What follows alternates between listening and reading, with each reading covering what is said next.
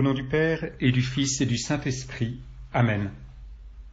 Mon Seigneur et mon Dieu, je crois fermement que tu es ici, que tu me vois, que tu m'entends. Je t'adore avec profonde révérence.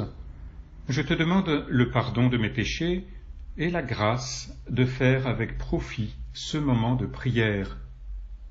Ma Mère Immaculée, Saint Joseph, mon Père et Seigneur, mon ange gardien, intercédez pour moi. On a quelquefois l'impression qu'un texte revient souvent, revient sans cesse. Une impression de déjà vu, ou, plus exactement, de déjà entendu.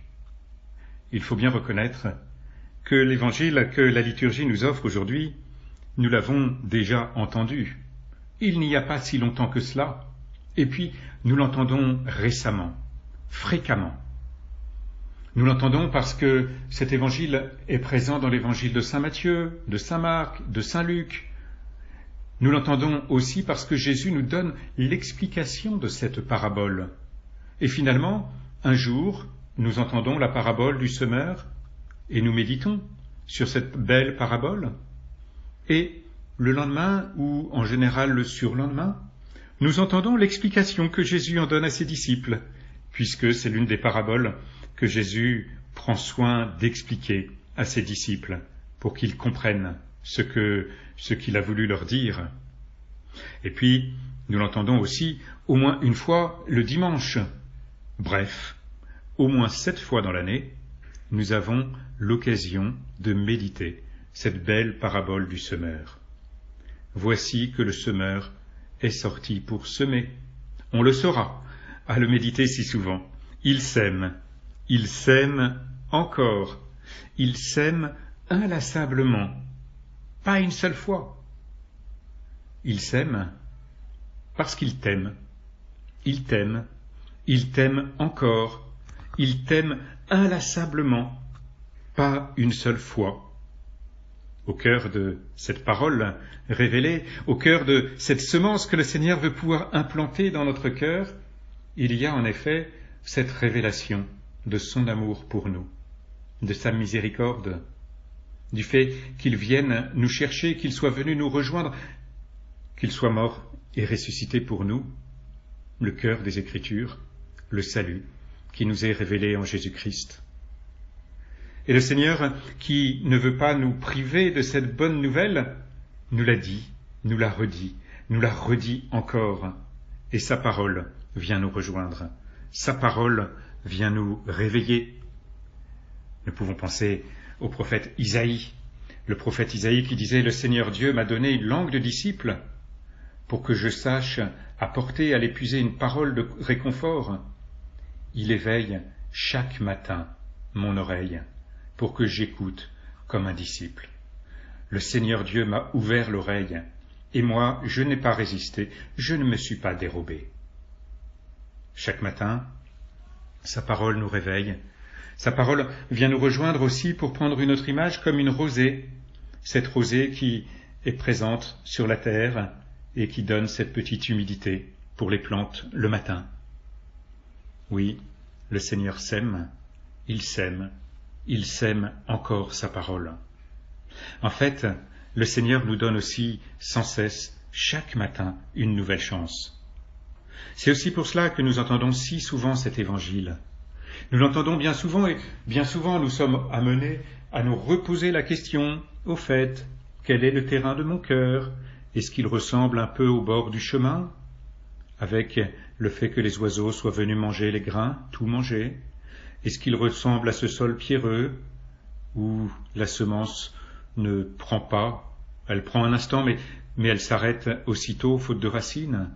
Est-ce qu'elle ressemble à cet espace envahi de ronces? Est-ce qu'elle ressemble à cette bonne terre?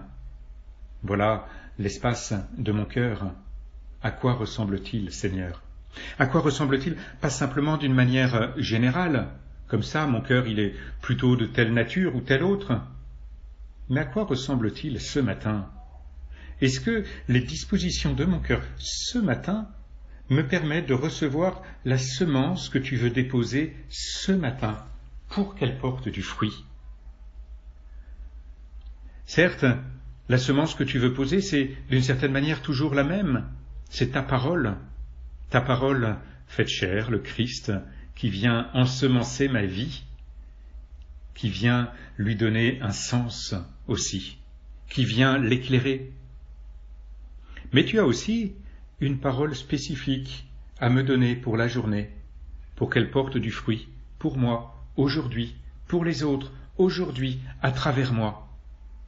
Et tu me donnes une nouvelle chance. Peut-être que c'est la même parole qu'hier, Seigneur, que je dois recevoir aujourd'hui, parce que cette parole d'hier est tombée sur ce sol pierreux, ou bien carrément au bord du chemin. Elle n'a même pas pris, ou elle a pris juste l'espace d'un instant.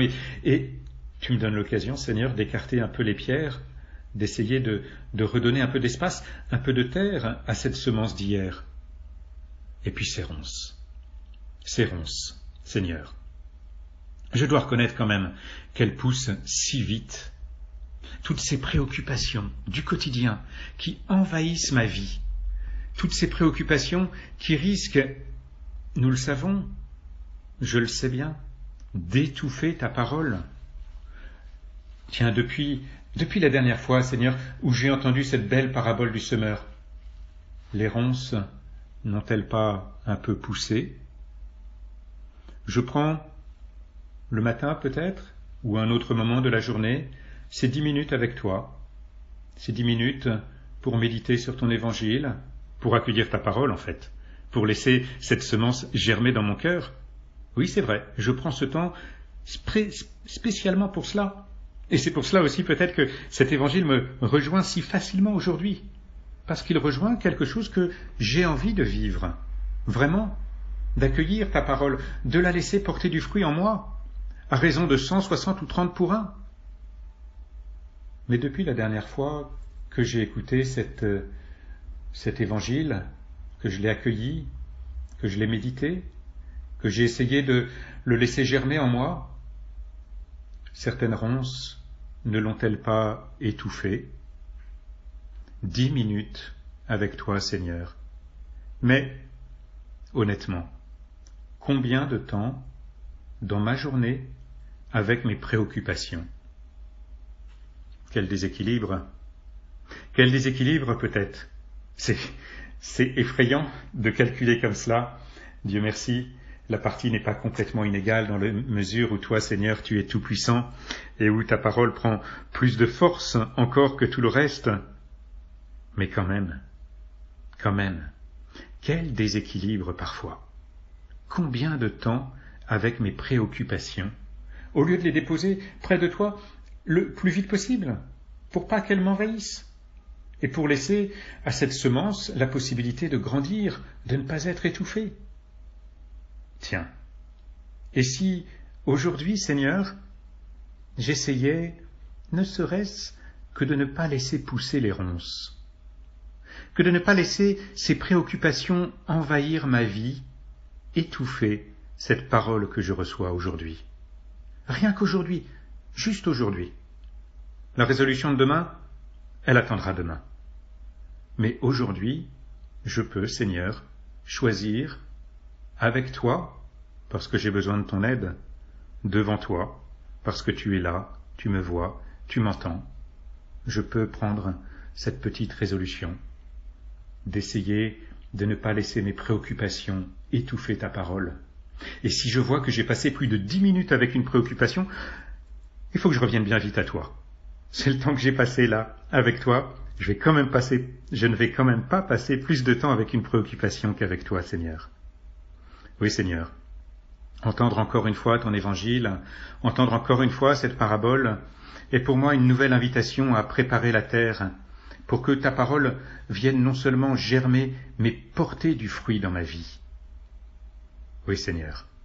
Le semeur est sorti pour semer, il sème encore, car il t'aime encore. Je te remercie, mon Dieu, des bonnes résolutions, des inspirations et des actes d'amour que tu m'as communiqués dans cette méditation. Je te demande de m'aider à les mettre en pratique. Ma Mère Immaculée, Saint Joseph, mon Père et Seigneur, mon ange gardien, intercédez pour moi.